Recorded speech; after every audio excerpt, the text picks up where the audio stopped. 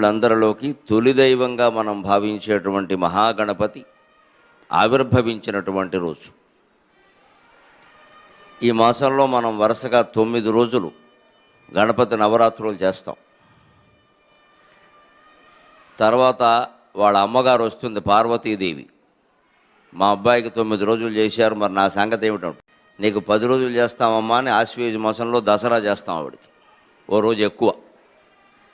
తర్వాత వాళ్ళ నాన్నగారు వస్తాడు, మా అబ్బాయికి 9 రోజులు చేశారు, మా ఆవిడికి 10 రోజులు చేశారు ఉత్సవాలు. కుటుంబాన్ని పోషిస్తున్నది నేను, యజమాన్ని, బిచ్చమెత్తి మరీ పోషిస్తున్నాను వీళ్ళందరినీ, నా సంగతి ఏమిటంటాడు. ఆయనకి నువ్వు నెలంతా చేస్తాను నాయన, కోప్పడకన కార్తీక మాసం నెలంతా చేస్తాను.